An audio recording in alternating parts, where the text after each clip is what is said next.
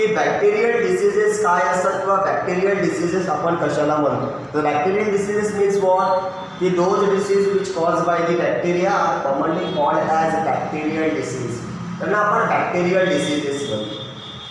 मग bacterial diseases मध्ये त्यांचं स्पीकर ऑन आहे आणि ऑफ करा बिलकुल. तर बॅक्टेरियल डिसीजेस शिकत असताना आपण आतापर्यंत 2 बॅक्टेरियल डिसीजेसला शिकलोय जे इम्पॉर्टंट आहेत आपल्या सिलेबसला आहेत. त्याच्यातला सगळ्यात पहिला म्हणजे आपण पाहतो निमोनिया आणि सेकंडली आपण पाहतो बेटा टायफॉइड. आता याच्यामध्ये आपण खूप वेगळ्या प्रकारचे बॅक्टेरियल डिसीजेस पाहतो. त्यांना आपल्याला डिटेली घ्यायचं आहे आणि समजून घ्यायचं किंवा कुठले कुठले बॅक्टेरिया आहेत त्यांच्यापासून आपल्याला वेरियस टाईपचे डिसीजेस होतात. So today we take the topic the some bacterial diseases. काही बॅक्टेरियल डिसीजेस जे आपण कॉमनली पाहतो ऐकले सुद्धा असतील. आता सगळ्यात पहिला जो आपल्याला बॅक्टेरियल डिसीज इथे घ्यायचा आहे तर it is the cholera. Cholera आपण ऐकलेला आहे. कॉलरा नाव खूप वेळा ऐकलेलं आहे. कॉलरा किंवा कॉलरा काय आहे तर एक तर फक्त लक्षात ठेवायचे cholera is the bacterial disease म्हणजे हा कुठल्या तरी बॅक्टेरियापासून होणारा डिसीज आहे. आता हा कॉलरा काय असतो किंवा या कॉलराचा कुठला पॉझिटिव्ह ऑर्गॅनिझम्स आहे की ज्याच्यामुळे आपल्याला कॉलरा नावाचा डिसीज होतो. कॉलरा आता नाही आहे सध्या कॉलरा एवढा आपण बघत नाही. हा एक लुप्त झालेला डिसीज आहे. नाहीसा होणारा डिसीज आहे म्हणजे नाहीसा झालेला आहे सध्या. पण ॲक्च्युली आपण काही असे पेशंट्स पाहतो की त्याच्यामध्ये कॉलरा हा आपण रोग पाहतो. त्याची खूप मोठी साथ आली होती. जशी आता कोरोनाची साथ आहे तशी कॉलराची सुद्धा साथ होती की जो बॅक्टेरियामुळे होत होता. आता हा जो कॉलरा आहे हा कॉलरा कुठल्या बॅक्टेरियामुळे होतो तर it is cause by the bacteria. This bacteria is the vibrio comma or the vibrio cholerae. असे 2 बॅक्टेरिया आहेत ज्या बॅक्टेरियापासून आपल्याला कॉलरा नावाचा डिसीज होतो. पहिला म्हटलं की कुठला बेटा vibrio comma that is व्हायब्रियो comma आणि सेकंड आहे बेटा व्हायब्रियो cholerae. These are the 2 bacteria responsible for the cholera. हे असे 2 बॅक्टेरिया आहेत की ज्याच्यामुळे आपल्याला कॉलरा डिसीज होतो. नाउ नेक्स्ट आता हा जो काही कॉलराचा जो बॅक्टेरिया आहे तो these bacteria is acts on mostly their target organ. तो त्याच्या टार्गेट ऑर्गनवरती ॲक्ट होतो आणि the target organ of this bacteria of the cholera is the intestine. You knows बरोबर आपण टायफॉइड किंवा टायफॉइडचा जो बॅक्टेरिया असतो तर तो सुद्धा इंटेस्टाईनवरती ॲक्ट होतो. पण निमोनियाचा जो बॅक्टेरिया आहे स्ट्रेप्टोकॉकस निमोनी किंवा हिमोफायलस इन्फ्लुएन्झा हे जे काही निमोनियाचे बॅक्टेरियाज आहेत ते आर ॲक्ट्स ऑन लंग्स. ते लंग्सवरती ॲक्ट होतात means they have the specialised organ. आता हा जो काही कॉलराचा जो बॅक्टेरिया आपण पाहतो व्हायब्रियो कोमा आणि vibrio cholerae they acts on the intestine. ते इंटेस्टाईनवरती ॲक्ट्स होतात. आता लक्षात द्यायचं की ते इंटेस्टाईनवरती ॲक्ट्स होतात पण ते इंटेस्टाईनमध्ये कसे काय येतात. That is the transmission of that disease. The transmission is through the food and water. त्यांचं जे काही फूड अँड वॉटरच्या थ्रू ट्रान्समिट होतात म्हणजे जे काही आपण कंटॅमिनेटेड फूड आणि कंटॅमिनेटेड वॉटर जे आपण पितो तर त्याच्यामुळे काय होतं की हा जो व्हायब्रियो कोमा नावाचा जो बॅक्टेरिया आहे the enters in our body तो आपल्या बॉडीच्या आतमध्ये जातो आणि बॉडीच्या आतमध्ये गेल्यानंतर तो इंटेस्टाईनच्या सेलवरती किंवा इंटेस्टाईनमध्ये तो टॉक्सिनचं सिक्रेशन करतो. And due to the secretion of toxin we causes a disease and this disease is commonly called as cholera. आता हा जो काही कॉलरा डिसीज आहे या कॉलरा डिसीजचं सगळ्यात महत्त्वाचं सिम्पटम्स कुठला आहे किंवा ज्यावेळेस हा कंटॅमिनेटेड फूड आणि वॉटरच्या थ्रू इंटेस्टाईनमध्ये जातो तर त्यावेळेस तो त्या इंटेस्टाईनमध्ये नेमकं करतोय का ते तुम्हाला माहिती आहे की आपल्या बॉडीमध्ये जे काही ॲब्सॉर्प्शनची प्रोसेस आहे न्यूट्रिएंट्स ॲब्सॉर्प्शनची जी प्रोसेस आहे it is completed in the intestine. ते इंटेस्टाईनमध्ये कम्प्लीट होते. तर हे इंटेस्टाईनवरतीच ॲक्ट होतात तर त्या न्यूट्रिएंट्सचं हे काय करू देत नाही ॲब्सॉर्प्शन होऊ देत नाही म्हणजे प्रॉपर जे न्यूट्रिएंट्स आपल्याला आहेत तर ते मिळू देत नाही. म्हणजे नेमकं होते काय तर इथे आपण डिहायड्रेशन पाहतो. आपला जो काही वॉटर आपल्या बॉडीतला आहे तर ते सगळंच्या सगळं वॉटर निघून जाते त्याला आपण म्हणतो डिहायड्रेशन कंडिशन. हगवण लागलं त्याला आपण म्हणतो हगवण लागलं संडास लागलं तर या कॉलराचं मेन सिम्पटम्स आहे दॅट इज डायरिया. डायरिया म्हणजे संडास लागणं. या कॉलरामध्ये सगळ्यात जास्त आपल्याला संडास लागते. का बरं? Due to the infection of intestine. जो व्हायब्रियो कॉमा नावाचा बॅक्टेरिया आहे हा इंटेस्टाईनवरती ॲक्ट होतो. त्याच्यामुळे ॲब्सॉर्प्शनची आणि जे काही डायजेशनच्या प्रोसेसेस आहेत तर ह्या व्यवस्थित होत नाही, ॲबनॉर्मल राहतात. त्याच्यामुळे जे काही तिथं मिक्सचर तयार होतं तर ते are remove from the body. One is through the diarrhoea means dehydration, आणि सेकंड आपण सिम्पटम्स पाहतो बाय द वॉमिटिंग. त्या फूडचं डायजेशनच होत नाही कारण की इन्फेक्शन आहे इंटेस्टाईनवर, त्याच्यामुळे आपल्याला वॉमिटिंग होती, त्यानंतर काय होतं बेटा diarrhoea. So this is the hallmark symptom of cholera. जर तुम्हाला संडास लागली असेल आणि वॉमिटिंग जर होत असेल आणि ताप असेल तर लक्षात ठेवायचं you have a disease commonly known as cholera. त्याला आपण कॉलरा म्हणतो, जो कंटॅमिनेटेड फूड आणि वॉटरच्या थ्रू होतो, म्हणजे आपल्याला दूषित अन्न आणि दूषित पाणी खायचं नाही. मग याचा जो इन्क्युबेशन पिरियड हा किती दिवसाचा असतो, म्हणजे आपला जो कॉलरा असतो हा किती दिवसापर्यंत आपल्या बॉडीमध्ये असू शकतो, तर it is about the 2 to 3 days. हा 2 ते 3 दिवसापर्यंत आपल्याला नॉर्मली असतो. तुम्ही काही घ्या तो बसला नाही 2 ते 3 दिवस, त्याच्यानंतर तो नक्कीच बसतो. So this is the incubation period of the cholera. सगळ्यात पहिले आपण कॉलरा पाहत असताना पाहणारे बेटाचा पॉझिटिव्ह ऑर्गॅनिझम आहे व्हायब्रियो कोमा. लक्षात हेच ठेवायचं आहे, डिसीज आणि त्याचं positive organism. Disease and its positive organism. तर कॉलराचा आहे बेटा व्हायब्रियो कोमा, ज्याला आपण म्हणतो व्हायब्रियो कॉलेरी. टार्गेट ऑर्गन आहे इंटेस्टाईन. ट्रान्समिशन त्याचं होते by the food and water, कंडिश food and water, contaminated food and water. त्यानंतर आपण पाहतो मेन सिम्पटम्स डायरिया आणि वॉमिटिंग, आणि इन्क्युबेशन पिरियड असतो बेटा 2 ते 3 दिवसाचा. ओके.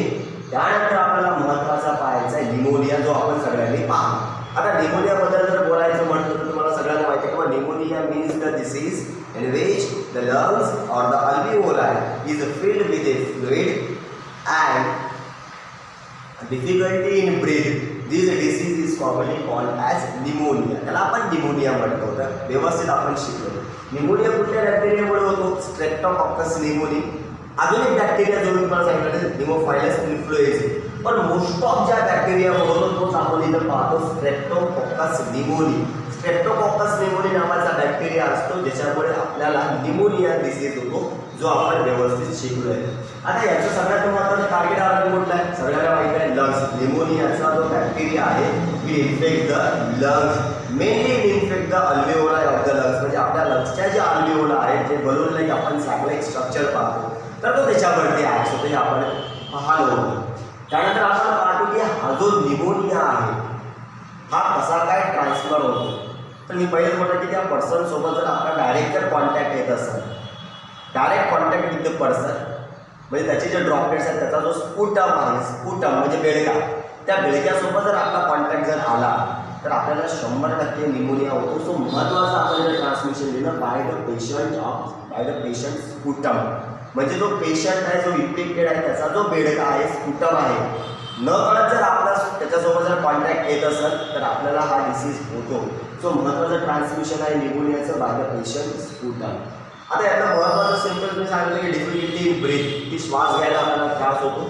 तर तेच महत्त्वाचे सिम्पटम्स आहे की आपल्याला श्वास घ्यायला त्रास होतो निमोनियामध्ये. तर this is the hallmark symptom of the pneumonia. आणि निमोनियाचा आपण इन्क्युबेशन पिरियड पाहतो that is the 1 to 3 days. Okay. याची आपण ट्रीटमेंटसुद्धा पाहिली होती. निमोनियावरती आपण ट्रीटमेंटसुद्धा पाहिली होती. त्यानंतर व्हायरल निमोनियावरती सुद्धा आपण ट्रीटमेंट पाहिली होती. या सगळ्या गोष्टी आपण निमोनियामध्ये शिकलो. त्यानंतर अजून एक आपण एक डिसीज पाहिला होता typhoid. This is the third most bacterial disease जो आपण कॉमनली पाहतो. कुठल्या बॅक्टेरियामुळे होतो रे? सगळ्यांना माहिती आहे साल्मोनेला टायफी, किंवा त्याच साल्मोनेला टायफीला आपण काय म्हटलं होतं? पॅराटायफी. Very good. त्यानंतर आपण पाहतो की हा जो काही टायफॉइड जो बॅक्टेरिया आहे याने salmonella typhi acts on intestine.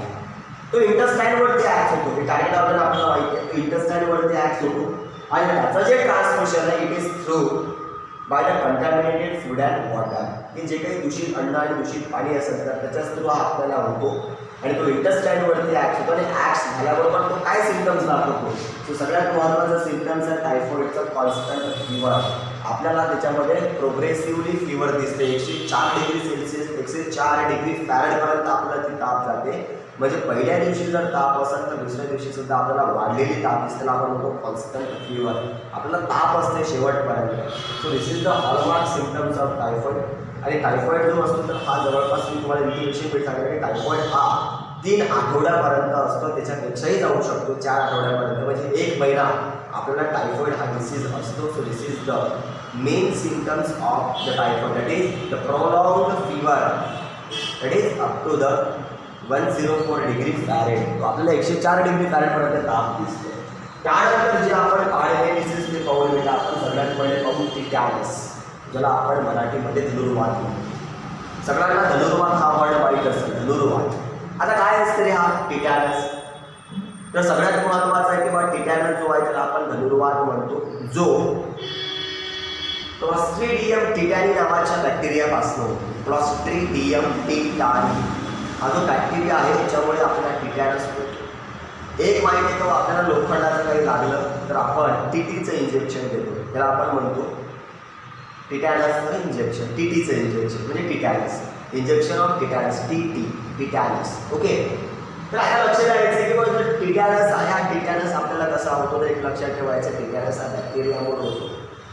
जर आपली जी जखम आहे किंवा आपल्याला काही लागलं असेल तर आपल्याला जखम होते, तर त्या जखमेच्या थ्रू हा बॅक्टेरिया आपल्या बॉडीमध्ये जातो. आणि हा बॅक्टेरिया फक्त लोखंडावरच नाही तर जमिनीमध्ये म्हणजे मातीमध्ये सगळ्यात जास्त असतो. लक्षात ठेवायचं, आपण लोखंडाचं लागलं तरच आपण टीटी घेतो, तर असं नाही. जर आपल्याला मातीमध्ये हा बॅक्टेरिया सिव्हिअर असतो, खूप जास्त आपल्याला हा जो बॅक्टेरिया आपल्याला सॉईलमध्ये प्रेझेंट दिसतो, म्हणजे आपल्या सॉईलसोबत जर कॉन्टॅक्ट येत असेल आणि आपल्याला जर जखम असेल तर त्या जखमेच्या थ्रू हा टिटॅनी नावाचा जो बॅक्टेरिया आहे हा बॉडीमध्ये जातो आणि आपल्याला काय करतो बेटा, इन्फेक्शन कॉज करतो.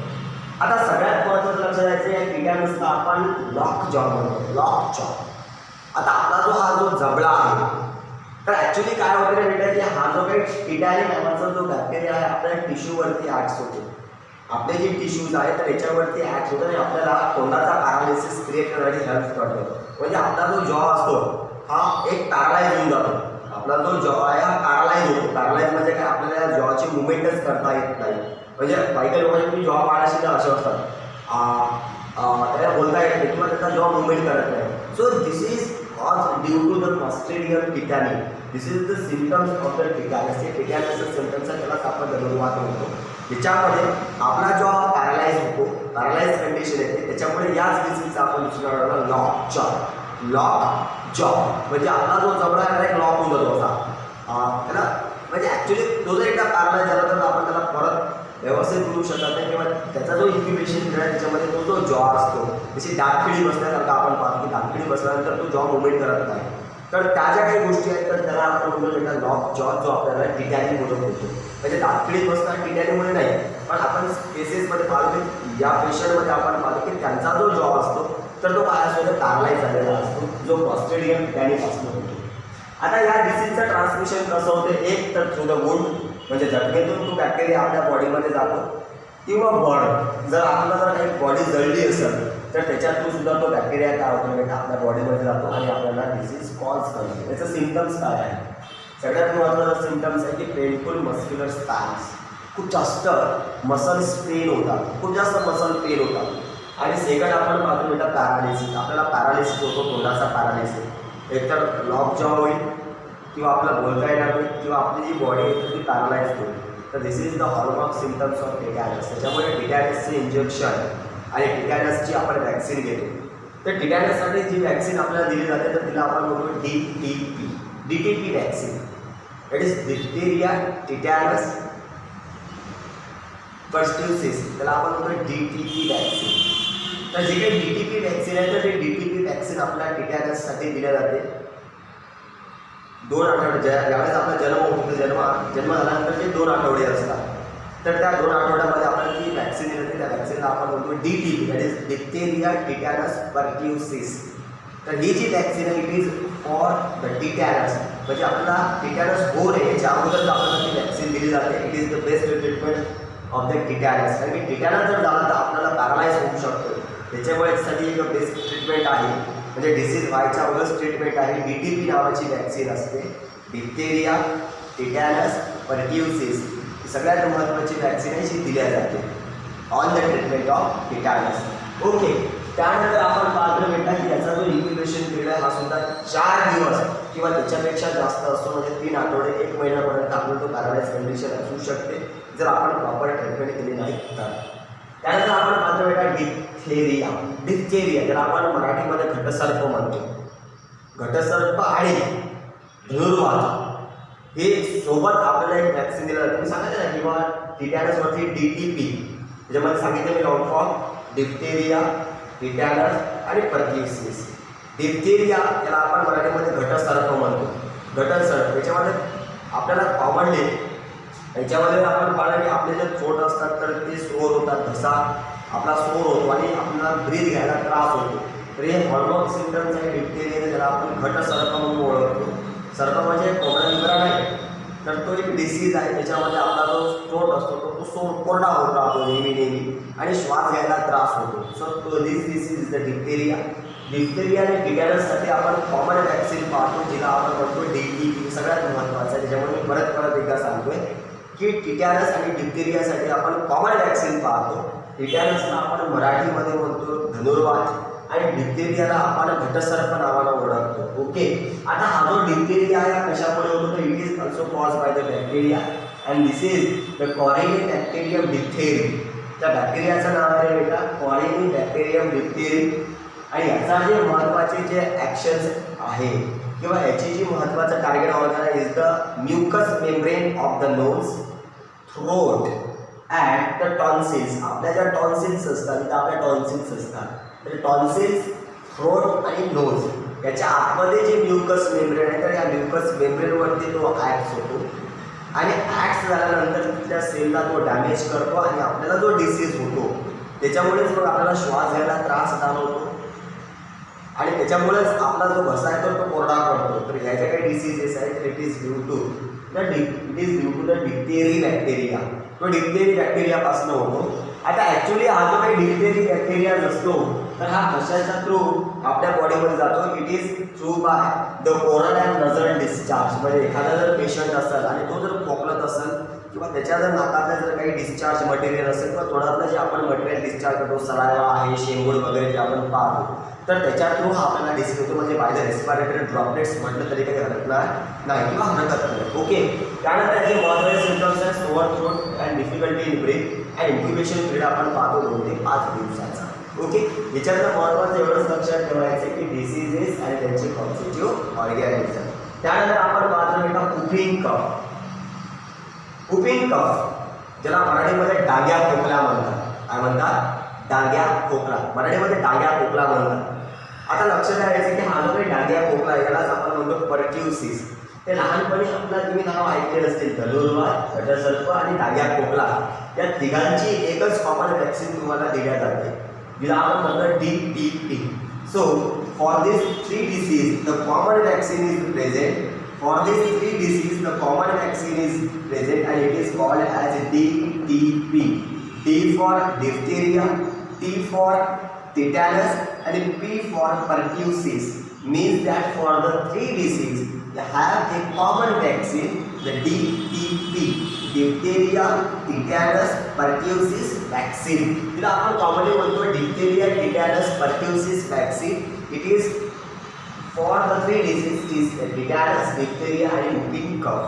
Whooping cough ला आपण मराठीमध्ये म्हणतो डाग्या खोकला. आपल्याला ज्यावेळेस आपण खोकल त्यावेळेस असा आवाज निघतो.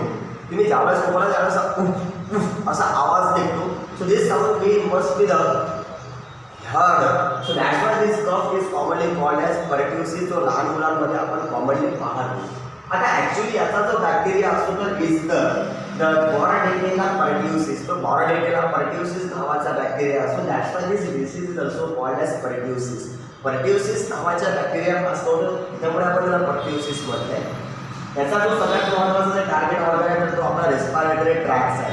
त्याच्यामुळे आपला असा आवाज व्हायला ज्यावेळेस आपण खोकलतो तर असा आवाज तो बाहेर क्रिएट होतो. त्याच्यामुळे दिस खोकला, this cough is commonly known as whooping cough. Whooping cough. So this is the respiratory ट्रॅकवरती त्याचा ॲक्शन असते. आता याचं ट्रान्समिशन कसं होतं? एक तर थ्रोट डिस्चार्ज, आपल्या घशामधून जे काही सबस्टन्स बाहेर निघतात म्हणजे जो रेस्पिरेटरी ट्रॅक्स आहे त्याच्यामधनं जे काही आपले सबस्टन्स डिस्चार्ज होतात तर त्याच्या थ्रू हा डिसीज होतो. किंवा काही इन्फेक्टेड पर्सनसोबत जर आपले कॉन्टॅक्ट येत असेल तर त्या कॉन्टॅक्टच्या थ्रू सुद्धा आपल्याला हा डिसीज होतो. ओके, एवढं लक्षात ठेवायचं. आणि लक्षात द्यायचं हॉलमार्क सिम्पटम्स आहे सिव्हिअर कफिंग. सिव्हिअर कफिंग म्हणजे आपल्याला नेहमी खोकला, कंटिन्यू खोकला असतो, तर त्याला आपण म्हणतो कुफिंग खोकला. त्याच्यामध्ये आवाज करतो, असा आवाज काहीतरी क्रिएट होतो. मला माहिती आहे जास्त जर खोकला असेल तर आपला आवाज चेंज होतो. खोकल्याच्या वेळेस घ घ असा आवाज ऐकायला येतो. तो त्याच्या प्रकारच्या खोकल्याला आपण म्हणतो बेटा severe coughing. And this disease is commonly known as pertussis, जो आपण लहान मुलांमध्ये पाहतो. त्याचा जो इन्क्युबेशन पिरियड असतो जवळपास 15-16 दिवसाचा आपल्याला इन्क्युबेशन पिरियड दिसतो. आणि याच्यासाठी आपण पाहतो की ट्रीटमेंट आहे. बिफोर द डिसीज ट्रीटमेंट आहे ती सगळ्यांना घ्यावीच लागते. DTP नावाची वॅक्सिन आहे, ती घ्यावीच लागते, सगळ्यात महत्त्वाचं आहे. त्यानंतर आपण पाहतो TB, ट्युबरक्युलोसिस. TB हा एक बॅक्टेरियल डिसीज जो आपण कॉमनली ऐकतो, ट्युबरक्युलोसिस, क्षयरोग, त्याला आपण क्षयरोग म्हणतो. आता लक्षात द्यायचं की हा जो काही क्षयरोग आहे it is due to the bacteria. This bacteria is the mycobacterium tuberculosis.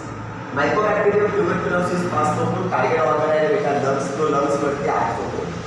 आणि हा जो आहे it is transmit through by the patient contact. त्या पेशंटसोबत जर आपला कॉन्टॅक्ट येत असेल, मग त्याचा स्पुटम असो किंवा त्याचे डायरेक्ट कॉन्टॅक्ट असो, रेस्पिरेटरी ड्रॉपलेट असो, याच्यासोबत जर आपला कॉन्टॅक्ट येत असेल तर आपल्याला TB हा डिसीज होतो. ज्याचा सगळ्यात महत्त्वाचा सिम्पटम्स आहे कफ, खोकला असतो. पण दुसरं जे सिम्पटम्स आहे इट इज मोस्ट इम्पॉर्टंट की त्याचा जो कफ असतो किंवा त्या कफसोबत निघणारे जे बेडके असतात it is with the blood. त्याला आपण म्हणतो ब्लडी स्पुटम, म्हणजे आपल्याला रक्ताचे बेडके दिसतात. तर हे सगळ्यात महत्त्वाचे सिम्पटम्स आहे या मायकोबॅक्टेरियम ट्युबरक्युलोसिसचा, जो लंग्सला इन्फेक्ट करतो, तिथल्या सेलला डिस्ट्रॉय करतो आणि ते ब्लड मग त्या आपल्या स्पुटममध्ये मिक्स होते, म्युकसमध्ये मिक्स होते. आणि तो mucus with the blood is release out from our mouth or the जे काही ओरल डिस्चार्ज किंवा नजल डिस्चार्ज असते त्याच्या थ्रू तो बाहेर पडतो. So second important hallmark symptoms of the tuberculosis is the blood sputum, bloody sputum, रक्ताचे बेडके पडतात. And the next is the chest pain, छातीमध्ये दुखतं. आणि याचा जो इन्क्युबेशन पिरियड व्हेरिएबल आहे, किती दिवस असू शकतो, depends on their patient immunity. त्या पेशंट्समध्ये काय प्रतिकारशक्ती आहे तर त्याच्यावरती तो डिपेंड आहे. So this is the variable incubation period. त्यानंतर हा जो ट्युबरक्युलोसिस आहे तर या ट्युबरक्युलोसिससाठी जन्म झाल्याबरोबर म्हणजे बाळाचा जन्म झाल्याबरोबर जी वॅक्सिन दिली जाते it is for the tuberculosis. And this vaccine is commonly called as BCG vaccine. त्याला आपण कॉमनली BCG वॅक्सिन म्हणतो. BCG vaccine is for the tuberculosis. या ट्युबरक्युलोसिससाठी BCG नावाची वॅक्सिन दिली जाते, जिथं आपण कॉमनली लॉंग फॉर्म पाहतो बॅसिलस कॅलमेट-ग्युरिन. बॅसिलस कॅलमेट-ग्युरिन. पण आपण फुल फॉर्म जर पाहणार याच्यात तर लागेल तर Mycobacterium bovis bacillus कॅलमेट-ग्युरिन.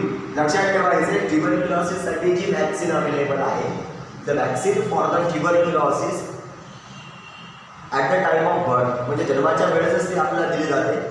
So this vaccine is the BCG vaccine and the long form of that BCG is the mycobacterium bovis bacillus Calmette Guerin vaccine. लक्षात ठेवायचं. ओके, दॅट इज काय म्हणतोय मी mycobacterium bovis bacillus Calmette Guerin vaccine. Okay, so this is for the tuberculosis. त्यानंतर आपण पाहतो बेटा plague. त्याची साथ आली होती, जशी कॉलराची साथ होती तशी प्लेगची सुद्धा साथ आली होती. जो आपल्या घरामध्ये ज्या घुशी आहे, घुशी असतात तर ते घुस जर आपल्याला चावत असेल तर त्याच्यामुळे आपल्याला प्लेग नावाचा डिसीज होतो. प्लेग जो आपल्याला पास्टिवरेला पेस्टिस नावाच्या बॅक्टेरियापासून होतो आणि याचं टार्गेट ऑर्गन आहे आपला ब्लड आणि लिव्ह. मोस्ट टार्गेट ऑर्गन आहे आपला ब्लड आणि लिव्ह, म्हणजे आपल्या ब्लडला तो कंटॅमिनेट करतो, आपल्या लिव्हला तो कंटॅमिनेट करतो, म्हणजे आपल्या बॉडीमध्ये ऑक्सिजनचं प्रमाण तो कमी करण्याचं काम करतो. So that's why it is transmitted by the rat bite. ज्या काही घुशी असतात ह्या जर आपल्याला चावत असतील तर तो बॅक्टेरिया जो आहे दॅट इज पेस्टिस नावाचा, तर तो आपल्या बॉडीमध्ये जातो. बॉडीमध्ये जे काही आपले लिव्ह आणि ब्लड आहे ते तुम्हाला माहिती टिश्यू आहेत म्हणून, they are the connective tissue but they are the motile connective tissue. तर त्याच्यावरती तो ॲक्ट होता आणि आपल्याला सिम्पटम जर कुठलं दिसत असेल that is the painful buboes of lymph node. आपले जे लिम्फ नोड असतात तर त्याचे पेनफुल बबूज तयार होतात, गाठी तयार होतात. आता ॲक्च्युअली लिम्फ नोड काय असतात तर तुम्ही जागेमध्ये जर पाहत आपल्याला अशा गाठीसारख्या गाठी दिसतात. तुमच्या मानेमध्ये जर जे पीक असतील त्यांच्या मानेमध्ये आपल्याला गाठी लागतात, जागेमध्ये आपल्याला गाठी लागतात, आर्मपीटमध्ये आपल्याला गाठी लागतात. तर त्या ज्या गाठी आहेत तर त्यांना आपण म्हणतो लिम्फ नोड या WBCचं सिक्रेशन करतात. तर ॲक्च्युली काय होतं रे की जे प्लेग्स जो बॅक्टेरिया आहे आपल्या लिम्फ नोडवरती ॲक्ट होतो आणि लिम्फ नोडवरती आल्यानंतर ते जे लिम्फ नोड असतात तर ते सुजतात, इन्फ्लामेट होतात. तर इन्फ्लामेट लिम्फ नोडला आपण म्हणतो बबोज, त्याला आपण बबोज म्हणतो. That is buboes of lymph node. पण ते जे लिम्फ नोड असतात तर ते दुखतात, ते खूप जास्त दुखतात. तुम्हाला माहिती आहे एखाद्या जर आपल्याला जखम झाली तर आपल्या पायामध्ये असा आपण किंवा गंडा येतो, गंडा त्याला आपण नॉर्मली आपण गंडा म्हणतो किंवा आपल्या जागेमध्ये दुखतं. जर आपल्याला पायामध्ये कोणती जर खूप दिवसाची जर जखम असेल तर आपल्या जागेमध्ये दुखतं आणि तिथे गाठ असते. ती गाठ कशाची असते? It is the lymph node. तर ते लिम्फ नोड असतात तर ते बबोज होतात म्हणजे सुजतात आणि त्याच्यामुळे आपल्याला काय वेगळा त्रास होतो. So this is the hallmark symptoms of plague. ते आपण प्लेगचा हॉलमार्क सिम्पटम्स पाहतो. त्याचा इन्क्युबेशन पिरियड आपण जवळपास पाहतो 2 ते 6 दिवस किंवा त्याच्यापेक्षाही तो जास्त असू शकतो. ओके. त्यानंतर आपण डिसीज पाहतो लेप्रॉसी. सगळ्यांना माहिती आहे लेप्रॉसीला आपण कॉमनली म्हणतो कुष्ठरोग. कुष्ठरोग हा तुम्ही डिसीज ऐकलेला असेल. बाबा आंबेचा आश्रम आहे बरोबर, आनंदवन तुम्ही ऐकलं असेल. तर तिथं लेप्रॉसीची जे पेशंट्स आहेत तर त्यांची ट्रीटमेंट, त्यांची काळजी घेतली जाते. ओके. कुष्ठरोग्यांचा आश्रम तिथं आहे. बाबा आंबेने लेप्रॉसीसाठी खूप महत्त्वाचं काम केलं, लक्षात ठेवायचं. आता ॲक्च्युली लेप्रॉसी हा डिसीज जो होता तर तो मायकोबॅक्टेरियम लेप्रे नावाच्या बॅक्टेरियापासून होतो. आता या लेप्रॉसीच्या पेशंटला खूप जास्त लोक हिणवतात, त्रास देतात. का बरं त्रास देतात? कारण की हा जो बॅक्टेरिया आहे आपल्या सगळ्यात जास्त स्किनवरती ॲक्ट होतो. आपल्या स्किनची जी म्युकोजा आहे म्हणजे आपल्या स्किनची जी लेअर आहे तर आपल्या स्किनवरती ते ॲक्ट होतात. म्हणजे आपल्या पेरिफेरल नर्वस सिस्टमवरती ते ॲक्ट होतात आणि ॲक्ट झाल्यामुळे काय होते आपली बॉडी सेन्शनलेस होते. तिथं आपण असे पूर्ण पिगमेंटेड असे स्पॉट होतात, व्हाईट कलरचे स्पॉट तयार होतात आपल्या बॉडीवरती आणि त्या व्हाईट कलरच्या स्पॉटवर तुम्ही सुई जरी टोचली, काय म्हटलं मी, सुई जरी टोचली किंवा आरपार जरी सुई काढली त्या स्पॉटमधून तरी त्या माणसाला वेदना होत नाही, त्याला समजत नाही, त्याला सेन्स राहत नाही. तर असे पेशंट्स असतात त्याला मुवमेंटसुद्धा करतात ते खूप जास्त वीक होतात. तर these are the patients of the leprosy patient. आता लेप्रोसी आपण जास्त पाहते की ज्याची ट्रीटमेंट अवेलेबल आहे. पण लक्षात ठेवायचं लेप्रोसी हा मायकोबॅक्टेरियम लेप्रे नावाच्या बॅक्टेरियापासून होतो. टार्गेट ऑर्गन आहे स्किन म्युकस मेम्ब्रेन. आपली स्किन जी आहे तर स्किनची म्युकस मेम्ब्रेन त्याच्यावरती व्हाईट स्पॉट येतात आणि दुसरं टार्गेट ऑर्गन आहे आपली पेरिफेरल नर्वस सिस्टम म्हणजे सेन्शनलेस करून टाकतात. त्यानंतर आपण पाहतो की हा जो आहे this is transmit by the long and close contact with the patient. त्या पेशंटसोबत जर आपले खूप दिवसाचे आणि क्लोज कॉन्टॅक्ट जर असतील तर आपल्याला नक्कीच लेप्रोसीचा डिसीज होऊ शकतो. It is transfer infected person to non infected person म्हणजे हा कम्युनिकेबल डिसीज आहे. त्यानंतर आपण पाहतो की याचे जे काही महत्त्वाचे हॉलमार्क सिम्पटम्स आहे it is the hypopigmented skin patches. आपल्या बॉडीवरती खूप जास्त पिगमेंटेड स्किन पॅचेस कमी झाले तर व्हाईट कलरचे पॅचेस आपल्या बॉडीवरती क्रिएट होतात. तर ते क्रिएट होतात आणि याचा जो इन्क्युबेशन पिरियड असतो हा जवळपास 5 वर्षाचा इन्क्युबेशन पिरियड आहे. लक्षात ठेवायचं 5 वर्ष हा डिसीज आपल्याला असतो किंवा त्याच्यापेक्षाही जास्त मरेपर्यंत हा डिसीज असू शकतो. लेप्रोसी जर प्रॉपर ट्रीटमेंट केली नाही तर. त्यानंतर आपण पाहतो बेटा सिफॅलिस जो डिसीज आहे it is cause by the bacteria that is treponema pallidum. त्याला आपण स्पायरोकिचन बॅक्टेरिया म्हणतो. तर तो एक आहे ट्रेपोनिमा पॅलिडियम. हा जो आहे याचा टार्गेट ऑर्गन आहे ओरल जिनॅटल रेक्टल म्युकोजा. आपल्या तोंडाची जी म्युकस मेम्ब्रेन आहे आपली जिनॅटल म्हणजे फिमेलमध्ये वजायना असेल, मेलमध्ये पेनिस असेल तर तो जिनॅटल आणि रेक्टल म्हणजे जे रेक्टम आहे ॲनस तर तो ट्रॅक याच्यावरती तो ॲक्स होतो आणि तिथे इन्फेक्शन कॉज करतो. काय इन्फेक्शन होती तर फोडा आणतो. फोडा आणतो म्हणजे तोंडामध्ये फोडं येतं म्हणजे नॉर्मल गोष्ट आहे. तर तो पॅलिडियम असं नाही होत. तोंडामध्ये फोडं येतं it is due to the heat. पण काही काही लोकांमध्ये एवढे सारे फोडं येतात एकदम टपोरेचे टपोरे लेझर्स येतात ते फुटतात आतमध्येच. तर तो जो डिसीज आहे तर it is causes by this तो असतो पॅलिडियमपासून. पण मोस्ट ऑफ पॅलिडियम बॅक्टेरिया जो आहे सिफॅलिसचा हा जिनायटल ट्रॅक म्हणजे पेनिस आणि जो काही वजायनल ट्रॅक आहे तर त्याच्यावरती जो ॲक्स होतो तिथं तो फोडा आणतो. त्यानंतर रेक्टल ट्रॅक म्हणजे जे काही आपला रेक्टम आहे ॲनस तर तिथं सुद्धा तो ॲक्स होतो. या डिसीजला आपण रिप्रोडक्शन इन ह्युमन बिंग्स तिथं आपण या सिफॅलिसला चांगल्या प्रकारे शिकणार आहोत. तिथे शॉर्टमध्ये समजून घ्यायचं की this disease is cause by the contact. मग त्या पर्सनसोबत आपले जर क्लोज कॉन्टॅक्ट असतील थ्रू द सेक्स्युअल कॉन्टॅक्ट असो म्हणजे किसिंग हगिंग इकडे आपण कॉन्टॅक्ट करतो त्याच्यातून हा सिफॅलिस होतो. आणि याचं महत्त्वाचं सिम्पटम्स आहेत लेजन्स, फोडं येतात आणि हा असतो जवळपास 3 आठवडे म्हणजे 1 महिना आपला जवळपास असतो. हा डिसीज आपण चांगल्या प्रकारे रिप्रोडक्शनमध्ये पाहणार आहोत, व्यवस्थित समजून घेणार आहोत. ओके. त्यानंतर गनोरिया. आता हा जो काही गनोरिया डिसीज आहे हा सुद्धा एक सेक्सिवल डिसीज, जसा एड्स आहे, सिफिलिस आहे आणि गनोरिया, असे 3 आपल्याला सेक्सुअल डिसीज आहेत. याच्यापेक्षा सुद्धा खूप जास्त सेक्सुअल डिसीज असतात.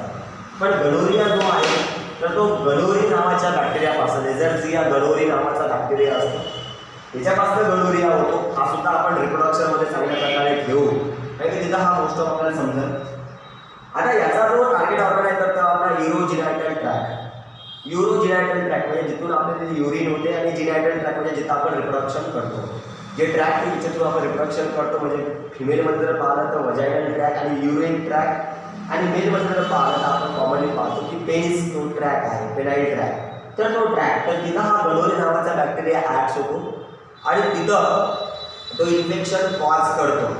आणि इन्फेक्शन कॉज कसा करतो, कारण की ज्यावेळेस सेक्सुअल कॉन्टॅक्ट होतात तर त्याच वेळेस हा गनोरी नावाचा bacteria infected to non infected transfer होतो. म्हणजे आता महत्त्वाचं ट्रान्समिशन आहे थ्रू द सेक्सुअल कॉन्टॅक्ट. आणि आता हॉलमार्क सिम्पटम्स आहेत बर्निंग ड्युरिंग द मिक्च्युरेशन. ज्यावेळेस आपण लघवी करतो तर त्यावेळेस खूप जास्त वेदना होतात, तर ते महत्त्वाचं सिम्पटम्स आहे गनोरियाचं. आणि याचा जो इन्क्युबेशन पिरियड आहे it is the only 5 days. त्याच्यावरती ट्रीटमेंट आहे आपण रिप्रोडक्शनमध्ये चांगल्या प्रकारे घेऊ. फक्त डिसीजेस आणि त्यांचे बॅक्टेरिया लक्षात ठेवायचे. आणि सगळ्यात शेवटी आपण पाहतो बेटा डायरियल डिसीजेस. वेगवेगळ्या प्रकारचे डायरियल डिसीज असतात. भगवान डायरियाला म्हणून तर संडास लागले, वेगवेगळ्या बॅक्टेरियापासून आपल्याला संडास लागते. पहिला महत्त्वाचा बॅक्टेरिया असेल तर तो आहे सिजेला नावाचा बॅक्टेरिया असतो. सिजेला डिसेंट्री, सिजेला डिसेंट्री नावाचा जो बॅक्टेरिया त्याच्यापासून सुद्धा आपला डायरियल डिसीज होता. त्यानंतर आपण पाहतो साल्मोनेला टायफी. महत्त्वाचा एकदम साल्मोनेला जो आहे याच्यापासून सुद्धा आपल्याला डायरिया होतो. त्यानंतर आपण पाहतो इसेर्शिया कोलाई, याच्यापासून सुद्धा आपल्याला डायरिया होतो. आणि एक आहे बेटा कॉन्फिलोबॅक्टर, याच्यापासून सुद्धा आपल्याला डायरिया होतो. म्हणजे डायरिया हा वेगवेगळ्या प्रकारच्या बॅक्टेरियापासून होतो. जसं आपण पाहतो खूप जास्त जर आपण आंबे खाल्ले तर आपल्याला डायरिया होतो. या काळी आपल्याला खूप जास्त डायरिया होतो. का बरं, कारण की या काळी हे बॅक्टेरिया खूप जास्त आपल्या बॉडीमध्ये ट्रान्सफर होतात. पावसाळ्यात आपल्याला खूप जास्त डायरिया होतो. आणि याचं टार्गेट ऑर्गन काही असेल तर इट इज इंटेस्टाईन काय, म्हणजे मोस्ट ऑफ बॅक्टेरियाचं टार्गेट ऑर्गन आपण पाहतो काही. त्यानंतर आपण पाहतो की it is how it transmitted, it is by the food, water, unclean hand and fomite. म्हणजे त्या आर्टिकलसोबत इन्फेक्टेड पर्सनच्या आर्टिकलसोबत जर आपल्या कॉन्टॅक्ट येत असेल तर आपल्याला डायरियल डिसीजेस होतात. सिम्पटम्स आहे डायरिया, म्हणजे डिहायड्रेशन आपल्याला खूप जास्त दिसतं. आणि इन्क्युबेशन पिरियड काही ठरलेलं नाही, कारण की हगवण संडास किती दिवसाची असू शकते. कोणाला 1 दिवसाची असेल, कोणाला 2 दिवसाची, कोणाला 5 दिवसाची. म्हणजे ॲक्च्युली याचा आपण इन्क्युबेशन पिरियड हा व्हेरिएबल आहे, आपण सांगू शकत नाही. So these are the bacterial diseases. सोपी आहे. त्याच्यापैकी 2च महत्त्वाचे लक्षात ठेवायचे, टायफॉईड अँड द निमोनिया. तुम्हाला मी टीबी वॅक्सिन सांगितलं, एक सांगितले टेबल BCG वॅक्सिन. त्या गोष्टी लक्षात ठेवायच्या. So this is the bacterial diseases. उद्यापासून आपण फंगल डिसीजेसला पाहू. सो आजसाठी आपण एवढंच शिकायचं आहे. चार्ट लिहायचं असेल चार्ट लिहू शकता, बाकीचं आपण बघू बेटा उद्या. ओके, आजसाठी एवढंच.